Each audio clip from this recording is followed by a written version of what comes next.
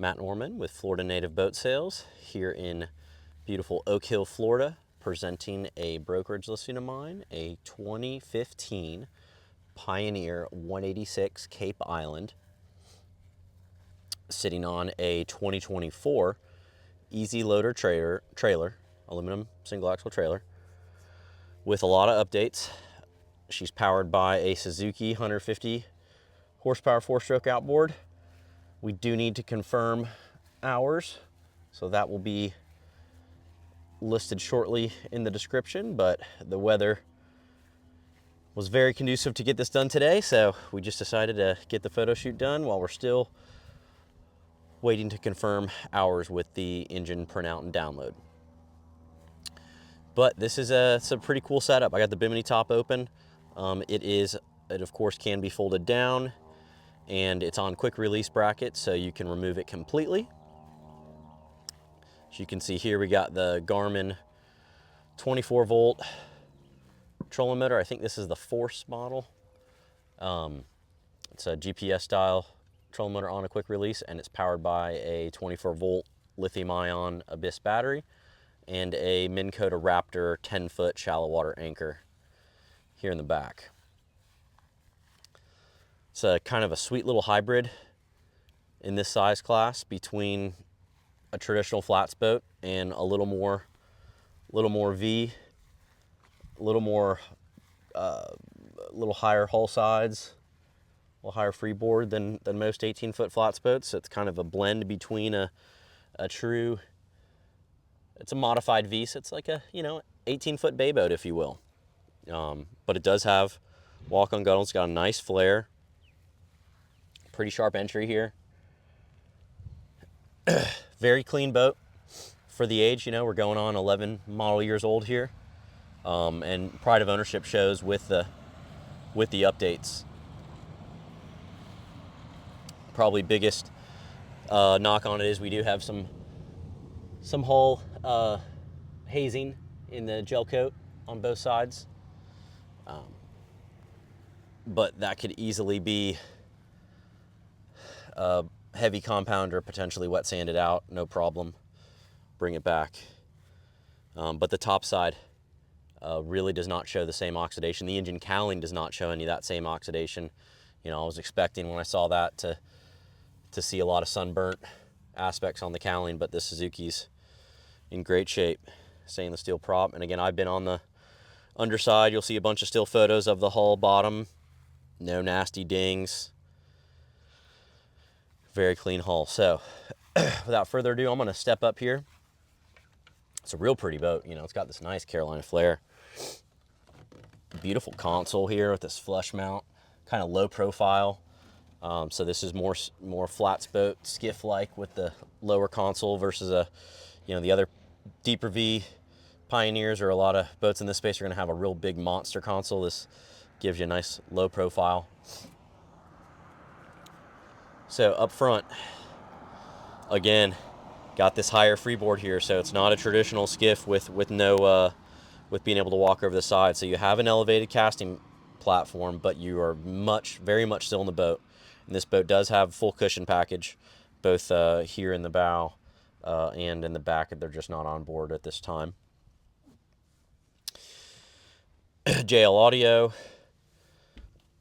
easy step up here to deploy the trolling motor, and again, it is on a quick release.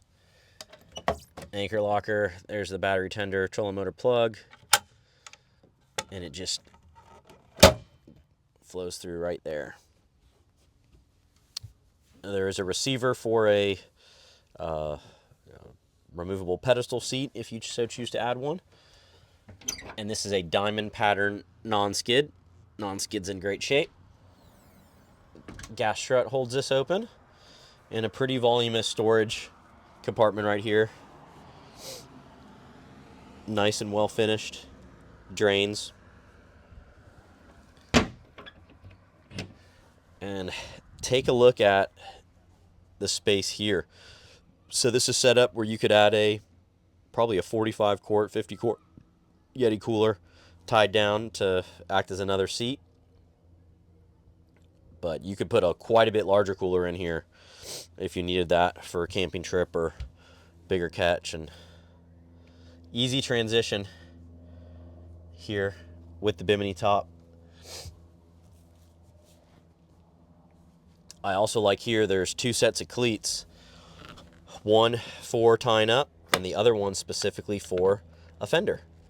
So that way you're not taking up your cleat space to also bear your fender or bear your dock line with the fender. Vertical rod, 3-bank vertical rod holders on the starboard side of the console. Nice little low profile grab handle. This is going to be access to your batteries. They're stuffed in here pretty snugly. New batteries too. So February 2025 on this guy here. There's the Abyss trolling motor battery tucked in there, and there is a second access on this side. So if you are going to pull these out, you do have 2 access points to get to them. So it's probably not as bad as it might have looked. But it is nice that they, for weight distribution, they're all right there for your rigging. Tilt helm on a 3-spoke stainless steel with power knob. And we have C-Star hydraulic steering. Battery switch, onboard charger inlet. Here is the suite of switches for lights and pumps. Tested everything comes on, including these nice little courtesy lights. Power outlet, Suzuki Binnacle. We're looking at a Simrad 9-inch Evo 2 touchscreen multifunction GPS and depth sounder. Lenco trim tabs doing their thing. A analog Suzuki gauge package, which again does not show live hours, which is why I just need to confirm with the seller, and we'll get that ECM download too for the full breakdown. Self-bailing cockpit. Lot of true flats boats in this size do not have self-bailing cockpits, so this is going to be like its bigger bay boat brethren, where you're going to be able to have this boat in the water overnight if you want to, and know that she will self-bail in a rainstorm here as long as everything's closed. So this will be where your aft cushion is, and another large dry storage bin. I got some towels in the Bimini top boot in here. It is also drained. Removable backrest. And again, guys, this is a pretty wide boat. I would say you can easily fit three full-size adults across here. Helmsman in the center and plenty of real estate on either side. So everybody will be able to take advantage of this backrest here. And the aft casting deck. So center live well, dry storage with rigging, and just dry storage. Let's open them up. So there's your center well. It is lit.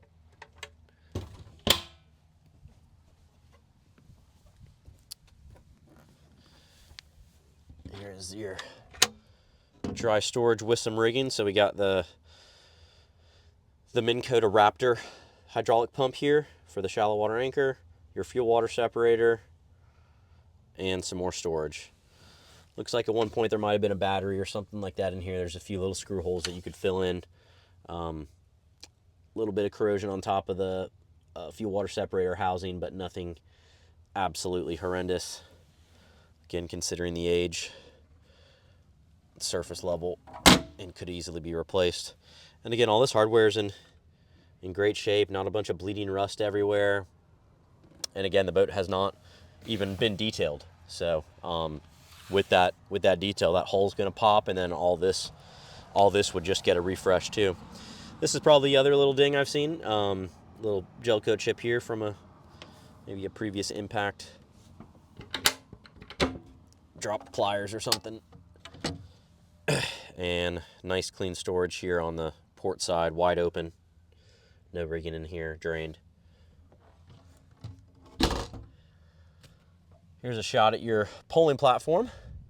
Again, this is really not a poling boat. There's not push-pull holders on here. So really it's going to be more of a sitting, you know, kind of observatory platform. You could use it almost as a leaning post if you're bridge fishing, maybe using the trolling motors, GPS, and floating baits back. This would be a great spot. You got a couple rod holders here. That'd be great for trolling if you want to take this boat down to the Keys. And again, here's a shot of the Suzuki 150. No jack plate on here. And also the swim platform.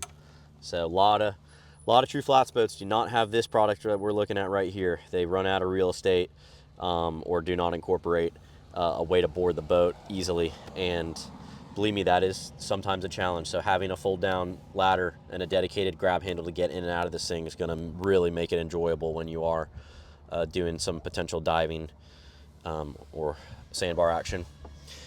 Show you here in the bilge. Also probably a little bit, you know, would clean up a lot better. And we will see here that there is some flaking of gel coat, but I checked, I just peeled that piece off there. It is just this paint. It's not the actual fiberglass delaminating, so just the adhesion has gone to the gel coat that they brushed on there over time. Probably not a perfect prep. And again, not the absolute cleanest bilge in the world, but I think on par for the Age brand, and has plenty of potential to clean it up if you wanted to, but if it's working fine, it's working fine. Also forgot almost 2 flush rod holders on either side here. So it's a nice kind of do-it-all multi-purpose flats boat. Checks a lot of boxes, a lot of updates with the investment in the couple-year-old Minn Kota shallow water Raptor anchor, the Garmin GPS trolling motor, the nice 9-inch Simrad, good comfortable cushions. And again, I'll walk this side one more time over here. Nice stainless steel rub rail. So again, we should be priced competitively, and just a nice little SUV, compact bay boat, comfortable flats boat.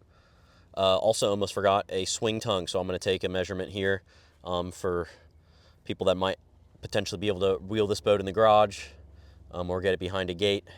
That swing tongue will definitely cut off probably about 3 feet for your length over everything storage. So again, 2015 Pioneer 186 Cape Island here in Oak Hill, Florida. 2024 trailer and 150 horsepower Suzuki with plenty of updates. We've staged this boat with my good friends at the Skiff Shop right here off of US 1. Super easy to show it. Looking forward to sending it to a new home. This is Matt Norman. We'll see you on the water.